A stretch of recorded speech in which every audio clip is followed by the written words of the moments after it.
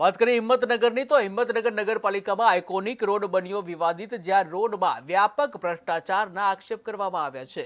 ત્યારે પાલિકાના કર્મચારીઓ સામે આક્ષેપ કરવામાં આવ્યા છે, જ્યાં 6 મહિનામાં પૂર્ણ થનાર રોડ 26 મહિના બાદ પણ અધૂરો છે। ત્યારે વરસાદમાં રોડ બનાવવાનો વિડીયો પણ વાયરલ થયો હતો, જ્યાં રોડની લાલ બનાવવા 24 લાખનો ખર્ચ કરવામાં આવ્યો હતો। ત્યારે રોડ પૂરો થાય તે પહેલા જ લાલ કલર ગુમ થઈ ગયો છે। રોડ જે જગ્યાએ બની રહ્યું છે એ ભીડભાડવાળી જગ્યા છે, તેમજ એક વેપારી હબ છે સિટીનું, અને ત્યાં ઘણા બધા વેપારીઓની દુકાનો આવેલી છે।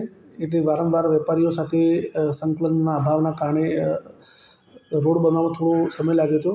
એના પછી એના સર્વિસ ડક્ટના જે ડાયામીટર છે એ ચેન્જિંગ કરવા માટે આરસીએમ કચેરીમાં મૂક્યા હતા। એ ત્યાંથી મંજૂરી મળતા પણ થોડો સમય લાગ્યો હતો, અને આ બધા કારણોના લીધે આ રોડ થોડો લેટ થવા પામ્યો છે, પરંતુ હવે પૂરતા આરે છે। રોડની શું સુવિધા હોવી જોઈએ આઇકોનિક રોડમાં? આઇકોનિક રોડમાં સુવિધા ઘણા પ્રકારની હોઈ શકે, જેમાં સારું લાઇટિંગ હોવું જોઈએ, એની સાઈડની દિવાલો રંગીન હોવી જોઈએ, અથવા સુશોભિત એની ગ્રીલ હોવી જોઈએ। ઘણી બધા ફેક્ટર હોય છે।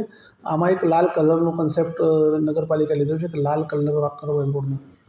રોડનું બજેટ શું હતું અને કેટલામાં પડવા? એ આશરે 155 લાખ આસપાસનું બજેટ હતું, અને 8 થી 9% એબો હતું, એટલે 180 લાખ આસપાસનું રોડનું કામ। ના, એ વિપક્ષના આક્ષેપો પાયા વિહોણા છે। રોડ